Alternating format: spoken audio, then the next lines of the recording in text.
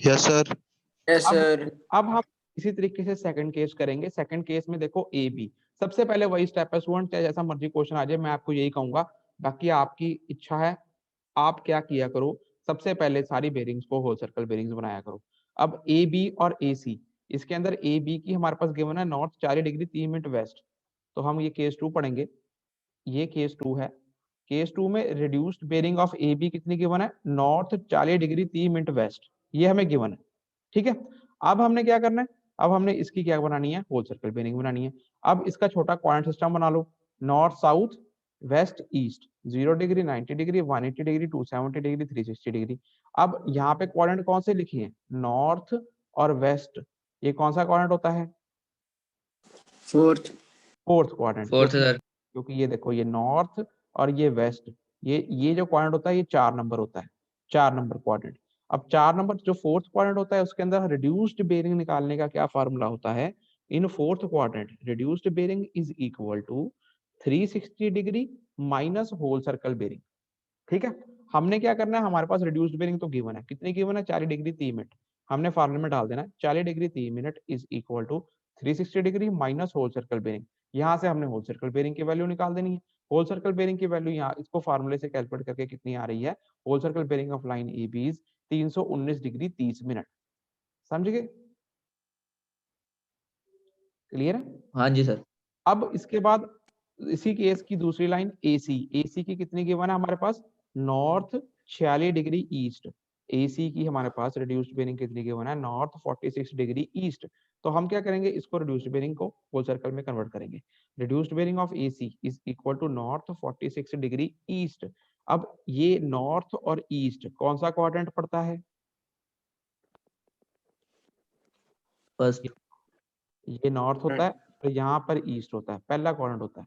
पहले क्वाड्रेंट में क्या होती है, जितनी रिड्यूस्ड बेरिंग होती है उतनी ही होल सर्कल बेरिंग होती है। तो होल सर्कल बेरिंग कितनी आएगी, बराबर रिड्यूस्ड बेरिंग के कितनी, 46 डिग्री। समझ गए? अब इसका डायग्राम बना लो, 0 degree 90 degree 180 degree 270 degree 360 degree. पहले लो सेंटर में ए पॉइंट, ए पॉइंट के अंदर हम क्या करेंगे, सबसे पहले ए बी की होल सर्कल बेरिंग कितनी ऊपर हमने कैलकुलेट कर ली, 319 डिग्री 30 मिनट, यही कैलकुलेट की है ना। अब हाँ जी यस सर। सर। के अंदर बनाओ 319 degree 30 minute. Whole circle bearing हमेशा मैग्नेटिक नॉर्थ से बनती है, ये इसका मैग्नेटिक नॉर्थ है 0 डिग्री वाला, यहाँ पे ऊपर एन नॉर्थ होता है। तो अब इससे विद रिस्पेक्ट टू हमने एंगल मारना है अप्रोक्सीमेटली किसके बराबर, 319 डिग्री 30 मिनट्स। तो ये कौन से क्वाड्रेंट में, चौथे क्वाड्रेंट में लाई करेगा, चौथे क्वाड्रेंट की यस रेंज। सर। हाँ जी। तो ये पूरा बड़ा सारा एंगल यहाँ से लेके शुरू करके यहाँ तक पूरा अप्रोक्सीमेटली हमने ए बी जो सा बना दिया, कितना बनाया, 319 डिग्री 30 मिनट। समझ गए? Yes sir. अब Yes, sir. नेक्स्ट दूसरा भी बना लो, एसी की कितनी हमारे पास होल सर्कल बेरिंग बनी, 46 डिग्री। 40 46 डिग्री तो सिंपल है, फर्स्ट क्वाड्रेंट में ही आ जाएगा, क्योंकि उसकी रेंज कितनी होती है, हाँ 0 डिग्री से 90 डिग्री। तो ये हम एसी जो सा है 46 डिग्री जो है फर्स्ट पॉइंट में लगा लिया हमने। अब वो पूछ रहा है फाइंड एंगल बी ए सी। अब स्टूडेंट देखो इस केस में बी ए सी एक्सटर्नल एंगल भी हो सकता है, इंटरनल भी हो सकता है। कैसे, देखो अगर मैं इस पूरे एंगल में से जो हमारे पास कितना है 319 डिग्री 30 मिनट, इसमें से 46 डिग्री छोटा एंगल माइनस कर दूं तो ये बार वाला एंगल आ जाएगा। हाँ जी। तो ये तो एक्सटर्नल एंगल हुआ है ना, सबको पता लग रहा है एक्सटर्नल एंगल, हाँ जी। हाँ जी। सबको पता लग रहा है। हाँ जी। Yes sir. तो एक्सटर्नल एंगल जो सा एंगल बीएसी, एक्सटर्नल एंगल लिख लेना, अगर क्वेश्चन में गिवन है एक्सटर्नल एंगल या इंटरनल एंगल निकालो, अगर कुछ भी नहीं गिवन तो उसने लिखा बीएसी एंगल निकालो, तो दोनों ही लिख देना, external angle B A C is equal to 319 degree 30 minute और माइनस 46 डिग्री, ये बन गया 273 डिग्री 30 मिनट्स। क्लियर है? हाँ जी सर। उसके बाद इसका अगर इंटरनल एंगल निकालना है, अब मुझे एक बात बताओ, यहाँ ये जो हमने एंगल निकाला इतना ही निकाला, हाँ यहाँ से जी। लेके यहाँ तक, है ना, इतना ही निकाला। हाँ जी। हाँ जी। अब टोटल एंगल कितना होता है, 360 डिग्री, इतना ही होता है। हाँ इस जी। टोटल एंगल में से इतना एंगल माइनस कर दिया जाए तो ये उसका ऑपोजिट इंटरनल एंगल ही आ जाना। हाँ जी। हाँ जी। सबको क्लियर है? चिराग पता लग रहा हाँ है? जी सर। हाँ जी हाँ अगर जी। मैं बोल रहा हूँ टोटल एंगल कितना होता है 360 डिग्री। हमने जितना निकाल लिया ये बार वाला एंगल यहाँ से शुरू करके यहाँ तक, ये आया हमारे पास 273 डिग्री 30 मिनट। अब सारे 360 डिग्री में से अगर ये बार वाला एंगल, ये बाहर वाला, ध्यान से, ये बार वाला एंगल माइनस कर दिया जाए तो ये अंदर वाला एंगल ही रह जाए ना बस, और तो कुछ रह ही नहीं जाना इसके अंदर। समझ आ रहा है? सर इसमें अगर हम डायरेक्ट ही ऐड कर देते सर 40 डिग्री 30 मिनट और 46, सर डायरेक्ट आ जाना था सर इंटीरियर एंगल ये सी। जैसे मर्जी कर लो, इंटीरियर एंगल भी निकालना है, एक्सटीरियर एंगल भी निकालना है, जैसे मर्जी निकाल लो। ठीक है सर। तो वो एंगल कितना आ गया, वैल्यू सही आनी चाहिए 86 डिग्री 30 मिनट। सर इसमें सर बुक में सर एक और मेथड दिया हुआ है सर, उसमें मुझे प्रॉब्लम थी सर थोड़ी। वो चलो जब हम आप कॉलेज आओगे तब डिस्कस कर लेना, या अगर आगे कोई न्यूमेरिकल आएगा आप उसमें डिस्कस कर लेना। जिस मर्जी मेथड से आप सॉल्व कर सकते हो, जरूरी नहीं है कि जो बुक में लिखा है या जो मैं करा रहा हूँ वही मेथड आपने लगाना है। ये न्यूमेरिकल्स दूसरे मेथड से भी सॉल्व हो सकते हैं। ठीक है सर। ठीक है, कोई मैं ये आपको नहीं कह रहा कि मेरा मेथड ही करो, मैं ये भी नहीं कह रहा कि बुक का मेथड ही करो। मैं कह रहा हूँ आप जो कैलकुलेट करना है सही कैलकुलेट करना है। जरूरी नहीं है कि ये इसी मेथड से हो। मैंने पहले दिन से कह रहा हूँ कंपास सर्वेइंग के न्यूमेरिकल अलग अलग मेथड से सॉल्व हो सकते हैं। सर इसमें सर एक और प्रॉब्लम थी सर, जैसे सर फोर्थ क्वाड्रेंट में हमने 360 minus WCB reduce bearing is equal to, कहाँ सर पे ये सर हमें कैसे पता चलेगा सर कौन सा फॉर्मूला लेना है सर हमें? कैसे, फिर पूछो, मुझे नहीं पता लगा क्या कह रहे हो। सर जैसे सर ये फोर्थ क्वाड्रेंट में दिया ना सर आपने यही वाला केस, हाँ जी, हाँ जी, सर ये reduced bearing is equal to 360 minus WCB। हाँ जी, हाँ जी।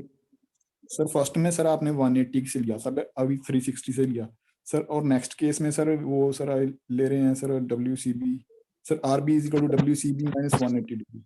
हाँ जी, सर ये कैसे पता चलेगा सर हमने कौन सा फॉर्मूला का भी यूज करना है? पहले तो गगनदीप म्यूट करो। यार ये ले आ, मैं दे रहा हूं।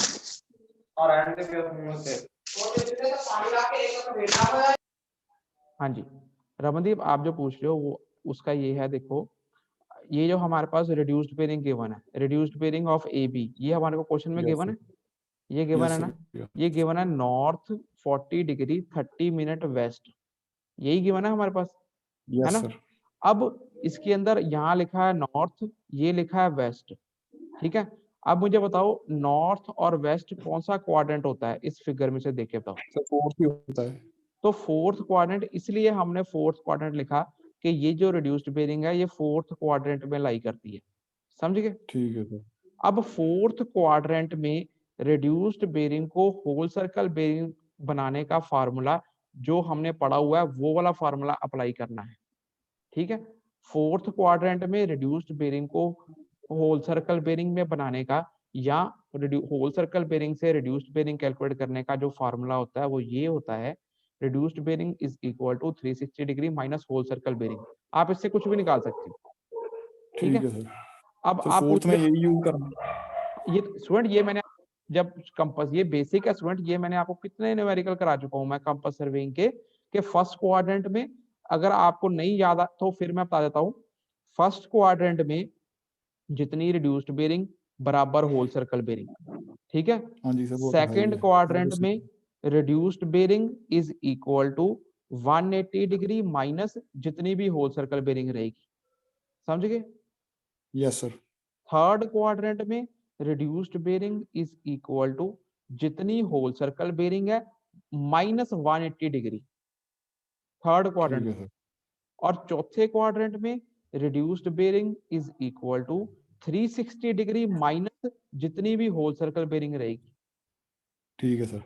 ये तो बेसिक है, इससे तो हमने शुरू से हम यही करते आ रहे हैं। ये ठीक है ठीक है सर। इसके ऊपर भी मैंने आपको कितने न्यूमेरिकल कराए थे, ये चीज तो आपको याद करनी पड़ेगी, ठीक है।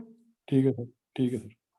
तो बाकी जो आप कह रहे हो कि बुक में दूसरे मेथड से किया हुआ है, मैं आपको शुरू से बता रहा हूँ कि जरूरी नहीं है कि आप मेरा मेथड बुक वाला मेथड ही हो या बुक वाला मेथड वो मेरा मेथड ही हो।